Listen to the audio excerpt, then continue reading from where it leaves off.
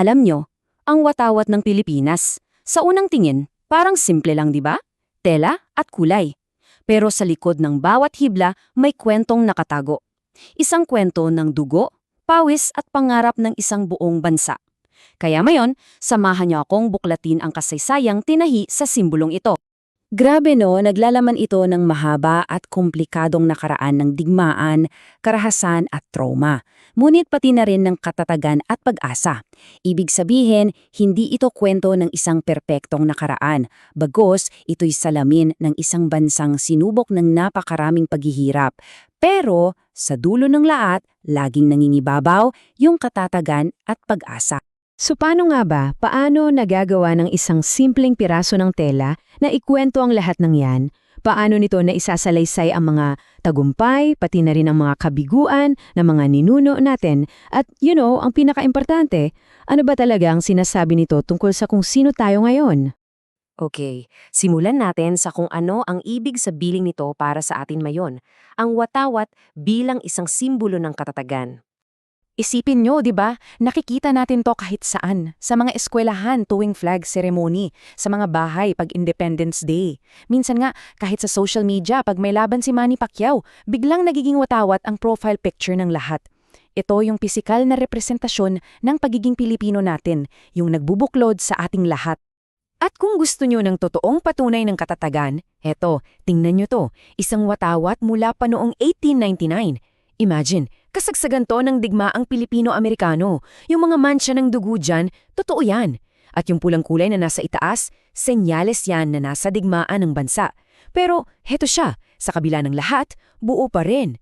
Parang tayong mga Pilipino, isang perfectong simbolo ng resilience.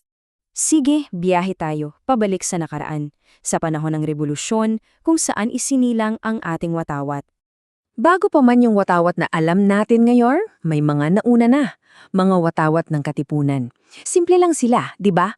Isang pulang tela, simbolo ng tapang at yung 3K. Siyempre, para sa kataas-taasan, kagalang-galangang katipunan. Dito talaga nagsimula ang lahat. At yung kwento ng pagkakagawa nito parang pelikula. Imagine, nasa Hong Kong si General Emilio Aguinaldo, exiled, pero dinidisenyo niya yung magiging simbolo ng malayang Pilipinas. Tapos, 3 babae, si Marcela Agoncillo, yung anak niyang si Lorenza, at yung pamangkin ni Rizal na si Delfina. Sila yung nagtahi. Bawat tusok ng karayom sa seda, hindi lang yun basta tahi, dala nun yung pag-asa at pangarap nila para sa bayan. Pagkatapos, dinala to ni Aguinaldo pabalik, sakay ng barko. Ang epic, di ba? Okay, i-breakdown natin yung mga simbolo. Unahin natin yung puting tatsulok. Hindi lang yan basta-bastang shape ha, ito yung representasyon ng katipunan. At yung 3 pantay na gilid, may ibig sabihin yan.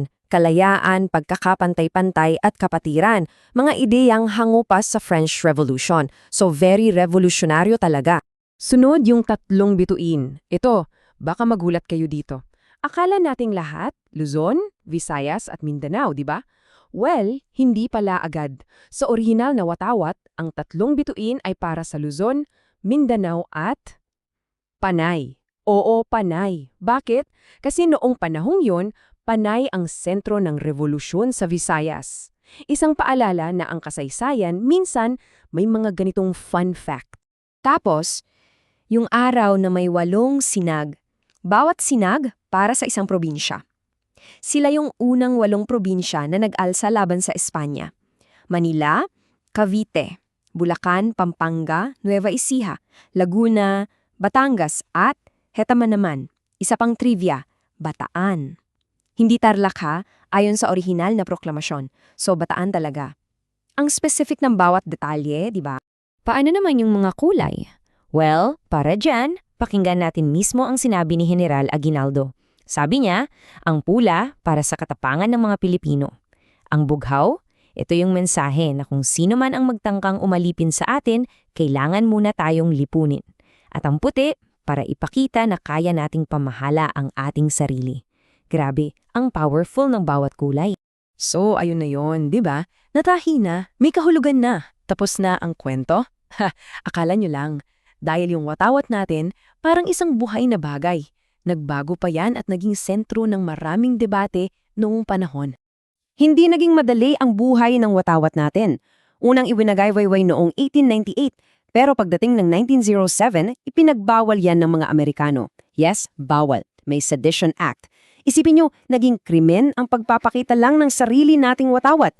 Buti na lang noong 1919, inalis yung ban. Pero kahit na-lift yung ban, marami pang nangyari. Ini-standardize ni Pangulong Quezon ang disenyo noong 1936 at noong 1998 lang na isabatas yung official na kulay na royal blue. Mahabang proseso. At isa sa pinakamalaking pagbabago, tingnan nyo, yung araw. Dati may mukha siya, yung tinatawag na mythological sun na medyo common sa mga dati ring kolonya ng Spain. Pero noong 1936, naging plain sun na lang. Mas simple, mas moderno, siguro mas sariling atin. So para mas malinaw, eto yung mga binago. Yung araw na walan ng mukha. Yung tatsulok, ginawang perfect equilateral. Pati yung sukat, ginawang 1:2. Basically, parang rebranding noong 1936 para maging standard at pare-pareho ang itsura ng watawat natin kahit saan man yan iwagayway. Pero alam nyo kung saan talaga nagkaroon ng matinding debate? Sa kulay bughaw. Grabe to. Ang tanong, ano ba talaga yung tamang shade? Nagsimula sa azul oscuro or dark blue na inspired daw sa flag ng Cuba. Tapos naging navy blue kasi yun lang yung telang galing sa US noong panahong yon. Pagdating ni Marcos noong 1985, biglang ginawang light blue. At para matapos ng usapan, noong 1998, nagsettle sila sa royal blue. Bawat shade may sariling kwento sa kasaysayan natin. Okay, fast forward tayo sa panahon natin na yon. Dahil ang watawat, hindi lang yan pang history books. Buhay na buhay ang simbolo na to at may mga batas at diskusyon pa rin tungkol dito. Alam nyo ba, may batas tayo, Republic Act 8491, na nagsasabi kung paano dapat i-display ang watawat. Kapag panahon ng kapayapaan, yung asul ang nasa taas. Pero pag may digmaan, binabaligtad yan. Pulang stripe ang nasa taas. Hindi lang yan basta pagbabago ng disenyo ha. Isa yang deklarasyon. At ito ang astig. Sa buong mundo, Pilipinas lang ang may watawat na kayang gawin yan. Tayo lang. Sa isang simpleng pagbaligtad, nagbabago ang status ng buong bansa. Ganyan ka-powerful ang watawat natin. At yung kwento, hindi pa tapos kasi may debate na naman na nangyayari ngayon. Dapat bang magdagdag ng ikasiyam na sinag sa araw? So, bakit may ganitong proposal? Yung logic ganito. Yung 8 sinag, karamihan para sa mga probinsya sa Luzon. Ang gusto ng mga nagsusulong nito, yung 9 na sinag ay para naman sa ating mga kapatid na Muslim at mga indigenous communities bilang pagkilala sa mahabang kasaysayan nila ng paglaban sa mga mananakop. Ang goal, isang watawat na mas inclusive na kumakatawan sa lahat ng Pilipino. Kaya sa dulo ng lahat, yung watawat pala natin hindi lang yan basta simbolo, para siyang salamin. Salamin ng nakaraan natin, ng kung sino tayo ngayon, at ng mga pangarap natin para sa hinaharap. At ang kwento niya, hindi pa tapos. Patuloy pa ring isinusulat. At tayo ang magsusulat ng susunod na kabanata. Kaya ang tanong na iiwan ko sa inyo, ano kayang kwento ang isusulat natin?